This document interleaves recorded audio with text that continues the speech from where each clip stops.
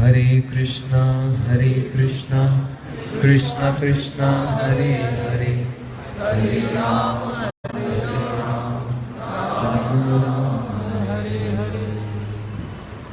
अपने गुरुदेव नित्य लीला प्रवेश ओम विष्णु पार स्तोत्र श्री श्रीमद भक्ति प्रमोद पुरी गोस्वामी गुरु महाराज के चरण कमलों में मैं दंडवत प्रणाम ज्ञापन करता हूँ।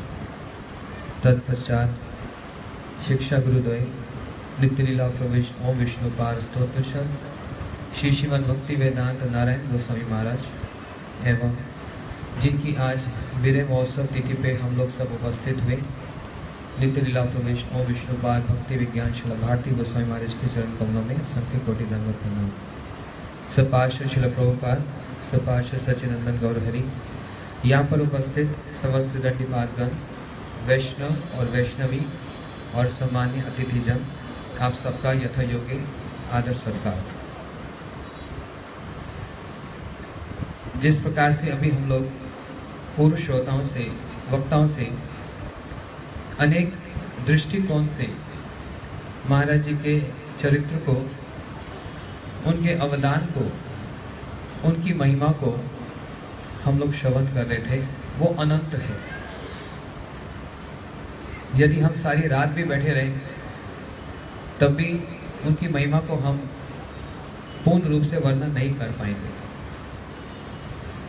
जगन्नाथपुरी में वीरे उत्सव हुआ था, वहाँ एक बात कही थी, उसको फिर यहाँ से दोहराने का साहस करता हूँ।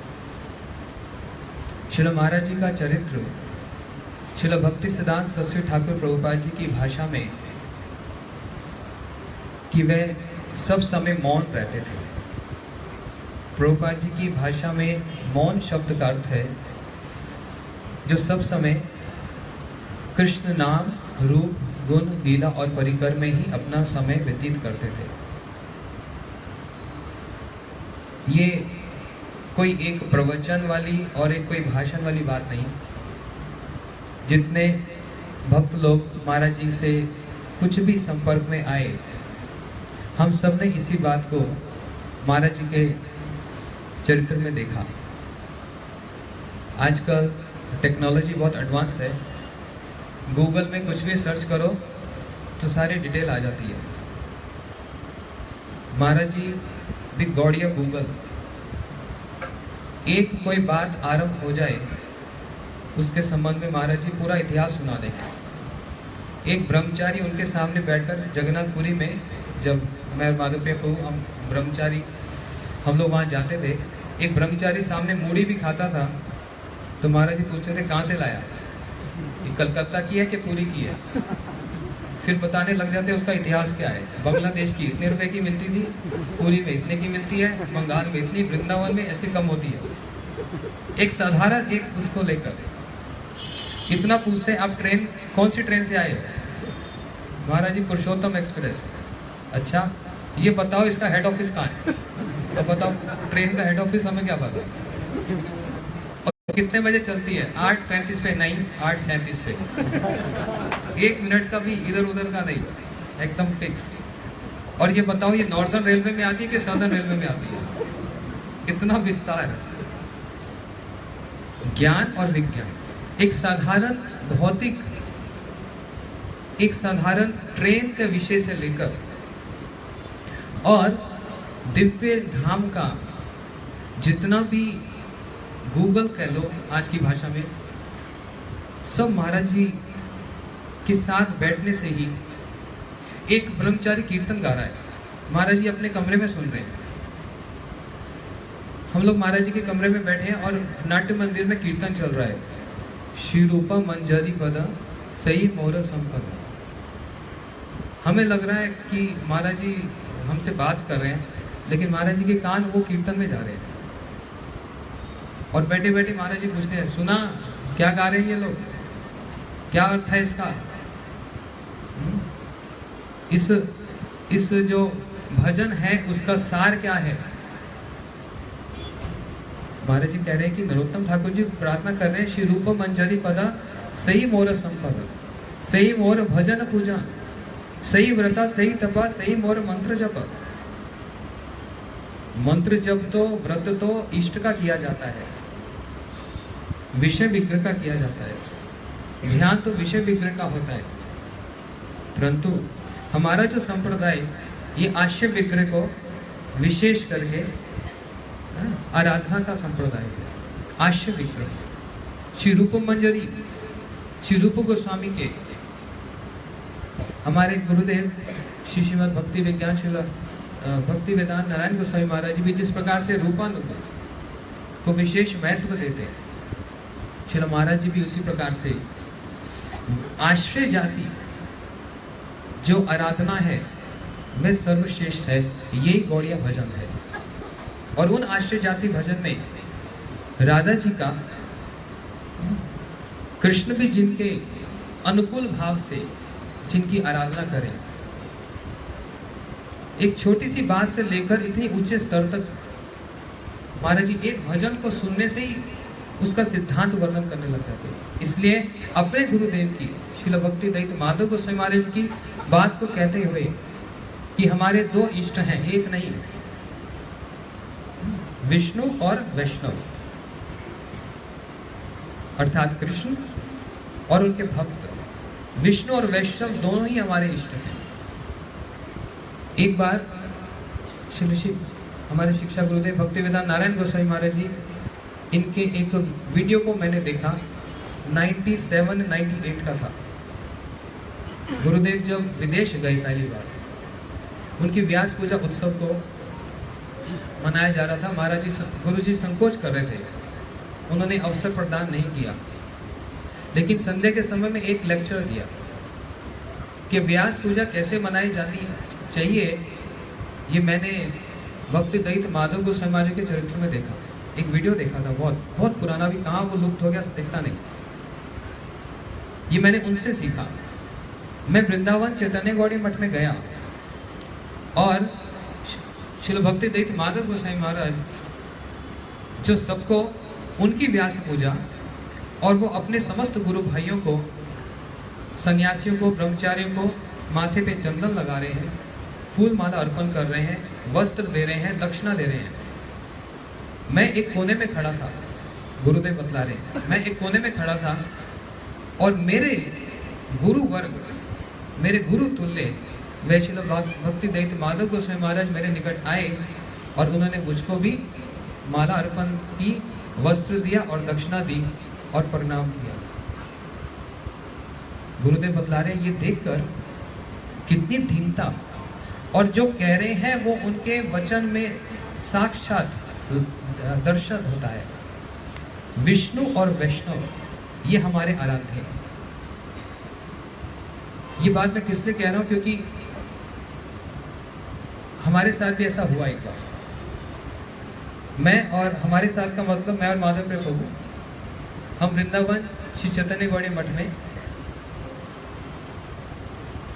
जब श्रील भक्ति दत्त माधव गोस्वामी महाराज जी की आविर्भाव तिथि होती है कार्तिक महीने में, एकादशी के दिन, हम दोनों महाराज जी के पास गए।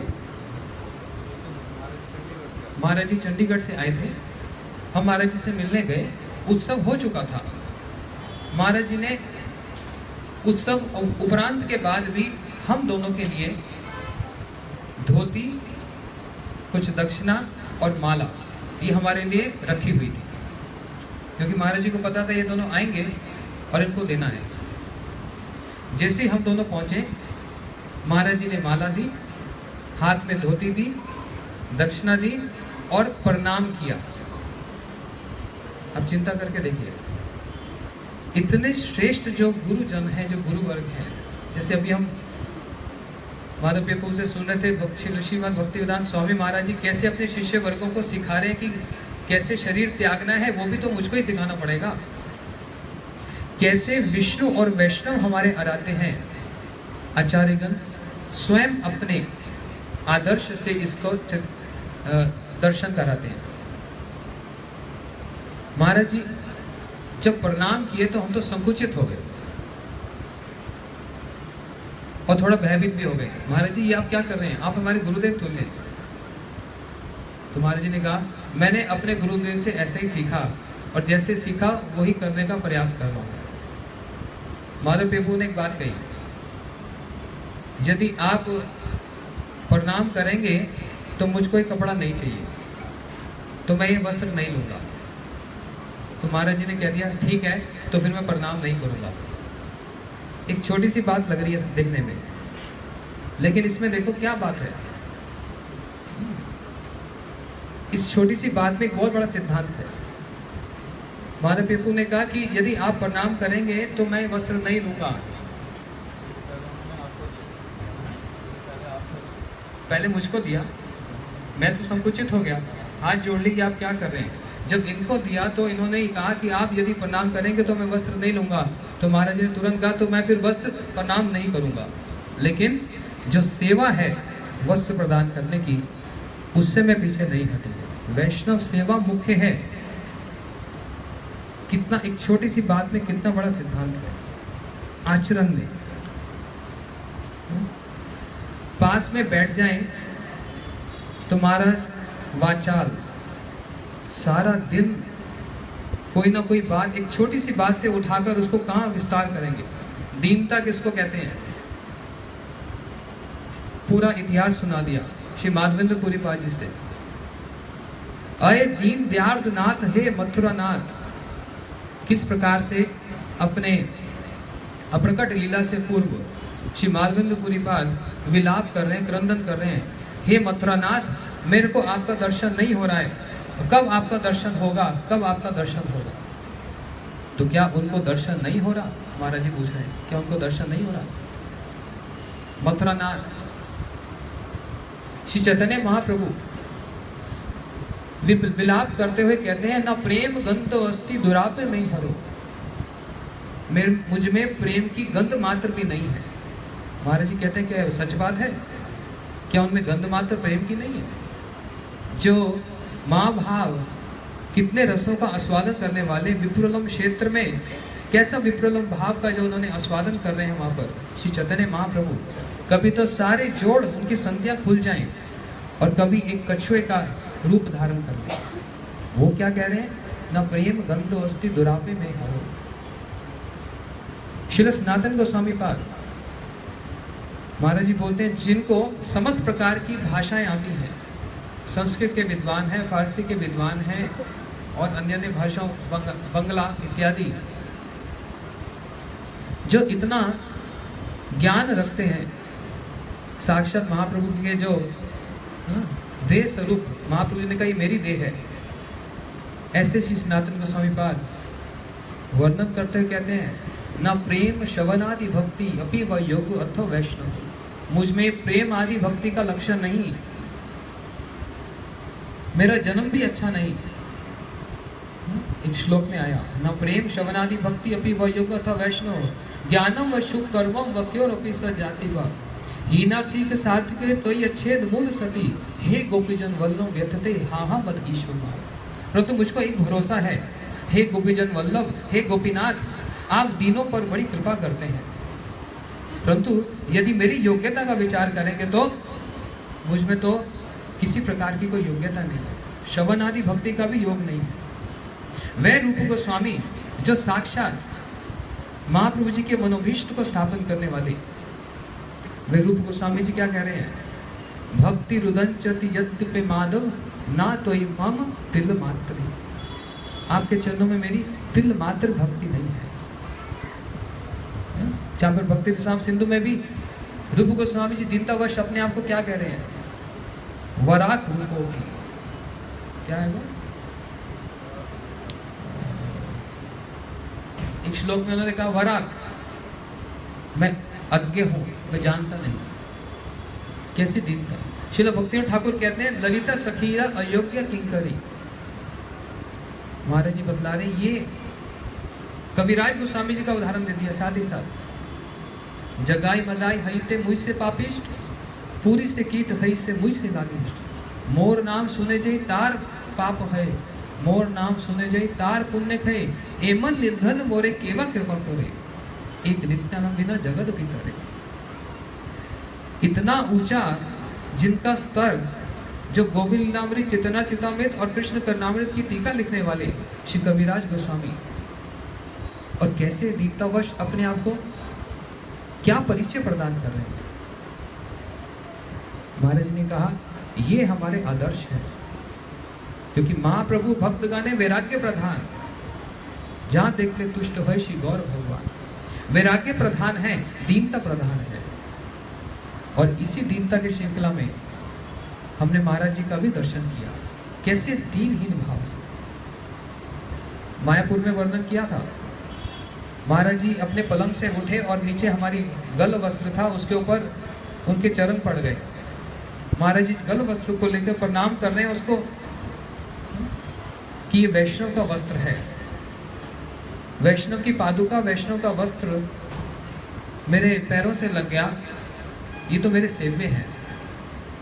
ये सिर्फ कहने वाली बात नहीं, स्वयं दिखला रहे हैं करके। इसलिए सारी बात का अगर एक सार निकाला जाए और श्रील महाराज जी का एक विशेष वैशिष्ट्य है, जो इस जगत को जो अवदान के रूप में यदि हम दर्शन करें तो वो अवदान ये है कि समस्त प्रभुपाद जी के जो पार्षद गण हैं, उनकी जो वैशिष्ट्य है, उनकी जो सेवा अपने गुरुपाद पद्म श्री प्रभुपाद जी के चरणों में रही और उनके जो सिद्धांत रहे, महाराज जी ने उन सिद्धांतों को सारे जगत में प्रचार किया अपनी वाणी के माध्यम से, बाद में ग्रंथों के माध्यम से भी अब सारा संसार जान रहा है। अन्य ने आचार्य वर्गों ने भी किया, लेकिन पूज्यपाद महाराज जी जब भी कोई कथा बोलते तो एक उदाहरण देते थे।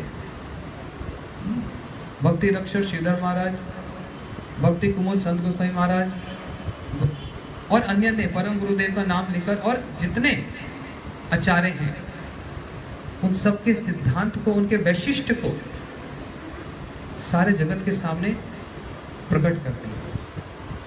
ये एक अवदान चिरकाल के लिए ये गौड़िया समाज महाराज जी का ऋणी रहेगा कि उन्होंने विस्तार से, मैं ये नहीं कह रहा कि और आचार्यों ने नहीं किया, लेकिन महाराज जी ने बड़े विस्तार से उसको अपनी वाणी के माध्यम से प्रभुपाद और प्रभुपाद के जनों का जो वैशिष्ट है वो जगत के सामने प्रकाशित करा। सम्मान, वैष्णव सम्मान किसको करना चाहिए, ये भी अपनी एक जीवन की घटना से ही महाराज जी बतलाते हैं। महाराज जी कह रहे मैं एक बार बहुत लंबा एक ट्रैवलिंग करके आया, सुबह सुबह के समय में ही मंगल आरती के उपरांत कौन सा स्थान, खड़गपुर में मैं पहुंचा। भक्ति अरण्य गोसाई महाराज, भक्ति नाम, भक्ति विकास अरण्य भक्ति प्रकाश अरण्य गोसाई महाराज जी के मठ में पहुंचा, जो कि प्रभुपाद जी के एक आश्रित थे। महाराज जी कह रहे मैं वहां गया, सामान रखा, तो ये तो पूछना चाहिए था कितने दूर से आए, कुछ खाएंगे, स्नान करेंगे। उन्होंने एकदम आदेश कर दिया, नाट मंदिर में जाइए, हरि कथा कहिए। श्रील यायावर गोस्वामी महाराज, सॉरी, प्रभुपाद जी के आश्रयजन श्रील यायावर गोस्वामी महाराज जी के मठ में गए और उन्होंने कहा सामान रखो, नाट मंदिर में पाठ का समय हो गया, जाकर पाठ करो। इन्होंने सोचा, मैं आया, ये भी पूछा नहीं स्नान किया कि नहीं किया, अन्य किया कि नहीं किया, प्रसाद पाया कि नहीं पाया, और सीधा मेरे को आदेश कर दिया जाओ नाट मंदिर में हरि कथा का समय, हरि कथा कहो। हरि कथा हो गई, उसके बाद स्नान आन्निक प्रसाद के बाद महाराज जी ने आकर ये प्रश्न पूछा, महाराज जी आप जानते थे मैं बड़ी दूर से आया और आते ही आपने मेरे को ये आदेश कर दिया कि जाओ नाट्य मंदिर में जाकर हरि कथा बोलो, तो मेरे को समझ नहीं आया। तो उन्होंने उत्तर में क्या कहा, एक वैष्णव का सम्मान इससे बढ़कर और हो नहीं सकता कि उनको हरि कथा कहने का अवसर प्रदान किया जाए। हरि कथा ही वास्तव में विश्राम है, हरि कथा ही विश्राम है, और यही वैष्णव का सबश्रेष्ठ सम्मान है। मैंने आपका सम्मान किया। ये जितनी सिद्धांत वाली बातें हैं, ये कहां से पता लगेगी, ग्रंथों में कहां कहीं छिपी होंगी हमको पता नहीं, और होंगी भी नहीं, मैं तो ये समझता हूं। लेकिन जब शेष व्यक्ति के संग में उनके आपस में जो क्रियाकलाप हुए, उससे एक जो सिद्धांत निकल कर आता, उस सिद्धांत को महाराज जी बड़े सरल शब्दों में, बड़ी मधुर वाणी में उसको प्रकट कर देते। ऐसे बहुत सारे उदाहरण हैं। महाराज जी उन उदाहरणों को, उन वैशिष्ट्य को अपनी वाणी के माध्यम से और ग्रंथ के माध्यम से विशेष करके हम सब के सामने उन्होंने इसको प्रकट किया है। हम महाराज के विशेष सारा गौड़िया जगत उनका आभार प्रकट करता है कि वे प्रभुपाद जी की जो धारा, उस धारा को उन्होंने विशेष रूप से जो हाईलाइट किया है, हम उनका ऋण कभी भी चुका नहीं पाएंगे। ऐसे शिक्षा गुरु पाद पद्म के चरण कमलों में असंख्य कोटि धर्म वांछा कल्पतरुभ्यश्च कृपा से